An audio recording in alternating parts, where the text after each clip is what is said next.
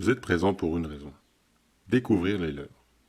Dans ce podcast, revenons ensemble sur ce qui a motivé ces êtres à passer à l'acte, à commettre l'irréparable, à rencontrer la mort sans pour autant que ce soit la leur. Revenons sur les faits, tels que nous les voyons. Revenons sur les faits, tels qu'ils les ont vécus. Alors, asseyez-vous, laissez-vous porter vers la rencontre de ces hommes et ces femmes, qui pourraient être vous, qui pourraient être moi. Méfiez-vous de ceux qui vous entourent, car un jour, eux aussi, pourraient à leur tour être le sujet de C'est-à-dire. Je suis Monsieur Pantin, et vous écoutez C'est-à-dire.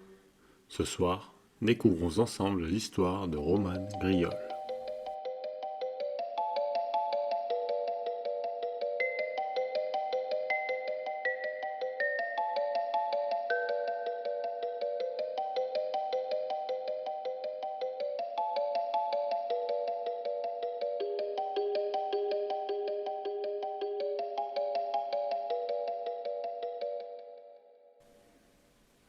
Nous sommes le 13 mars 2005. Il est environ 2 heures du matin lorsque Romane Griol s'introduit dans les sous-sols du casino de Pouglézo. Romane est agacée. Il faut dire qu'à l'heure qu'il est, elle préférerait être avec les clients bien trop alcoolisés. Ses clients, c'est son gagne-pain. Trop riches pour refuser une partie, trop bourrés pour se souvenir de son visage. Ils sont ce qui lui assure d'avoir un beau pourboire en fin de jeu. En quelques mois, Romane est devenue une professionnelle de l'arnaque. Elle manie les cartes comme personne, et son beau minois détourne toujours l'attention. Romane ne travaille pas seule. Elle est justement en route pour rejoindre celui qu'elle considérerait comme son associé, Fred Porcher. Fred est croupier dans ce même casino. S'il était déjà plutôt aisé de vider les poches des clients seuls, la complicité de Fred n'a fait que décupler son chiffre d'affaires. Lorsque Romane ouvre enfin une porte, elle arrive dans un salon isolé. Celle-ci servait aux clients VIP, avant de devenir une sorte de débarras. Les VIP ne veulent plus se cacher parmi les rats. Ils préfèrent le luxe de regarder le spectacle d'en haut. Romane hait ses clients autant qu'elle apprécie leur porte-monnaie. Dans le salon, Fred est appuyé sur l'un des canapés. Il est stressé. Romane le sent, et il a bien raison de l'être. Dans un angle du salon se trouve un autre employé du casino. Sa présence n'a pas coûté cher à Romane et il lui permet de s'assurer que le jeu se passe selon ses règles. Car en effet, Romane a des comptes à régler avec Fred, et quoi de mieux que de faire cela autour d'une ultime partie. Le jeu a été décidé au préalable par Romane et Fred. Ça sera une roulette russe. Fred souhaitait que la partie soit rapide. Romane que la conséquence soit définitive. Ils ont donc trouvé leur accord avec ce macabre jeu de hasard. Seulement, ce qu'avait oublié de prendre en compte Fred Porcher, c'est ô combien Romane Griol est une tricheuse. Romane s'y connaît parfaitement dans les jeux. Elle n'a donc pas la moindre inquiétude quant au résultat de ce soir. Un bruit détourne enfin leur attention lorsque l'employé du casino s'approche d'eux.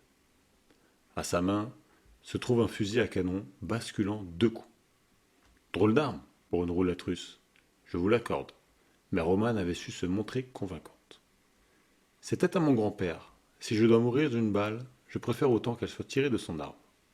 C'est ce qu'elle avait dit à Fred lors des préparatifs. Le joueur n'avait pas rechigné. À quoi bon choisir l'arme de son bourreau si le résultat risquait d'être le même? Lorsque l'arme se trouvait enfin entre eux, Romane lui adressa la parole. Je commence. J'ai choisi l'arme, alors tu as le droit de passer en dernier. Si la chance te sourit, tu n'auras même pas à avoir le canon en face de toi. Qu'est-ce qu'elle lui semble idiote? Fred ne peut que se réjouir d'avance. L'employé du casino attrape alors l'arme et la braque sur Romane. Droite ou gauche? Quelle détente choisir? Je vais sur celle de gauche. Fred ferme instinctivement les yeux, mais rien ne se produit. Pas un cri, pas de corps qui tombe lourdement, juste un rire aigu et fou. Lorsqu'il ouvre les yeux, il sait déjà que c'est trop tard. Il a perdu. À ton tour maintenant. La dernière chose qu'il voit est le sourire victorieux de Romane. Le même sourire que lorsque l'une de leurs triches fonctionnait parfaitement. Chers auditeurs, vous vous doutez bien que le coup de feu n'est pas passé inaperçu dans le casino. Les forces de l'ordre sont arrivées en nombre pour arrêter le responsable. Il n'a pourtant pas été nécessaire de faire de longues négociations. Romane Griol est sortie du bâtiment, le sourire toujours sur les lèvres et l'arme dans les mains avant de la jeter au sol. Elle a tout de suite été interpellée et emportée pour être interrogée. La presse s'en est donnée à cœur joie sur cette affaire. Chez les clients, les ragots et témoignages coulaient à flot. D'ailleurs, lorsque le visage de Romane Griol est passé à la télévision, nombre de plaignants se sont présentés au commissariat pour se déclarer comme victimes de triches et d'arnaques. Le procès de Romane Griol aura été un cas inédit. À ces agissements du 12 mars vont être ajoutées pas moins de 400 plaintes pour tromperie et extorsion de fonds. Romane Griol est alors connue des médias comme la nouvelle Ida Summers. Mais alors, plusieurs questions se posent. Romane Griol n'est-elle finalement pas la perdante de cette partie de roulette russe? Comment était-elle certaine de gagner? Pourquoi avoir décidé de ce jeu avec Fred Porcher? Pour répondre à ces questions, c'est-à-dire a décidé d'interroger la principale intéressée. Voici donc en exclusivité une interview avec Madame Griol. Bonjour Madame Griol. Pourriez-vous d'abord revenir sur votre rencontre avec Monsieur Porcher? Fred et moi nous sommes rencontrés dans le casino en octobre 2004. Il venait tout juste de signer son contrat comme croupier, et moi je venais d'arriver sur Pouglézo. J'étais jeune et j'avais une facilité dans les jeux de cartes, alors j'ai décidé de tenter ma chance au casino. Il n'a pas fallu longtemps pour que je commence à me faire quelques économies. Arnaquer les clients était plutôt simple, surtout lorsqu'ils sont riches et totalement bourrés. Mais je n'ai pas été assez prudente, alors un soir, Fred m'a repérée. J'ai pensé que c'était fini pour moi et que je pouvais dire au revoir à l'argent facile. Mais étonnamment, il n'est pas immédiatement allé me dénoncer. Qu'a-t-il donc fait? Fred est venu me voir, 2 jours plus tard. Il avait un regard déterminé. Il m'a alors annoncé qu'il avait un plan et qu'on pourrait se faire une grosse somme d'argent si je le suivais. Au départ, j'ai refusé. Je ne voulais même pas savoir quel était son plan et je ne voulais certainement pas partager ma thune. Mais lorsqu'il m'a dit la somme qu'il y avait à se faire... Il vous a fait changer d'avis. Qui aurait pu dire non? Et puis, il m'avait chopé de toute façon. Je ne pouvais pas prendre le risque qu'il me dénonce. Alors j'ai dit oui. Le plan était simple. Je devais me promener parmi les clients et chercher les hommes seuls et influençables. Ensuite, il suffisait de les ramener à sa table et de les convaincre de me laisser voir leurs cartes. Comment faisiez-vous cela? Facile. Suffisait de faire celle qui ne savait pas jouer et qui avait besoin de quelqu'un pour lui apprendre. Et lorsque vous avez vu ces cartes, que se passait-il? Cela dépendait des parties et de la main qu'ils avaient. Si c'était une mauvaise main, je n'avais rien à faire. Si par contre c'était une bonne main, il me suffisait de faire en sorte qu'elle devienne mauvaise. Alors je demandais à rejoindre la partie et je modifiais ses cartes lorsque le client avait l'attention détournée par Fred. Avec l'alcool, beaucoup ne s'en rendaient pas compte. Et les autres pensaient qu'ils avaient halluciné. Cette méthode vous a-t-elle rapporté beaucoup d'argent? Plus que je ne l'aurais espéré. Fred avait réussi à me faire tripler mes chiffres en quelques semaines. Et plus on gagnait, plus j'en voulais. Alors je suis devenue plus audacieuse, allant même jusqu'à reproduire le même stratagème sur des tables où Fred n'était même pas présent. Comment faisiez-vous pour ne pas être vu par le croupier? C'était simple. Ils me voyaient, mais ils étaient bien trop occupés à essayer de me draguer pour réellement observer mes gestes. Je pouvais tout faire sous leur nez. Ils n'en avaient que faire. Pourquoi alors avoir tué M. Porcher? La technique fonctionnait et vous en étiez satisfaite. Je vous l'ai dit, j'en voulais plus. Quand Fred a su que je faisais des parties sans lui, il a voulu une part des bénéfices. Il n'était pas présent, alors à quoi bon lui donner mon argent?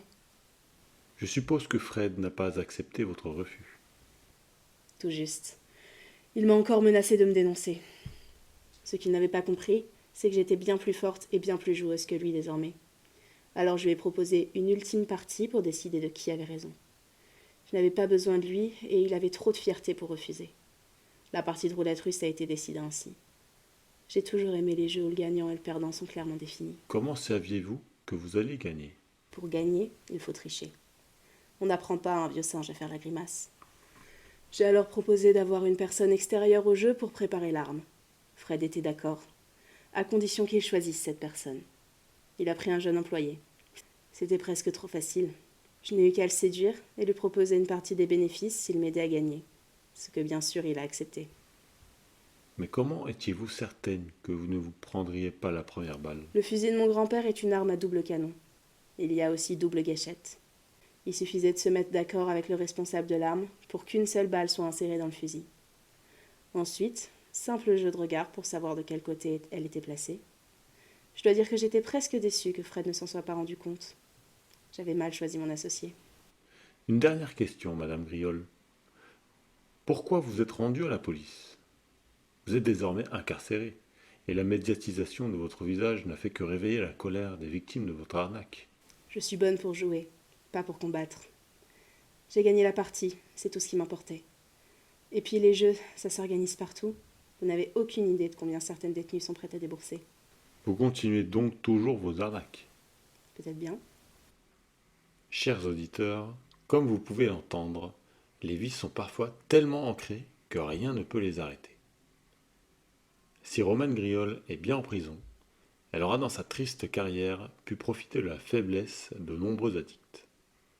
Comme dit précédemment, l'histoire de Romane Griol ne va pas sans nous rappeler l'histoire d'Ida Summers. Lorsque la célèbre tricheuse de Las Vegas a été découverte, elle a mis fin au jeu, disparaissant à jamais des casinos. Nous ne pouvons que nous demander si l'histoire aurait été la même pour Romane Griol si Fred Porcher l'avait dénoncé. Cet épisode est maintenant terminé. Merci de l'avoir suivi jusqu'au bout. Je vous invite à consulter notre site web, c'est-à-dire pour en découvrir plus sur cette affaire et échanger avec nous. Rendez-vous très bientôt pour un autre épisode de C'est-à-dire.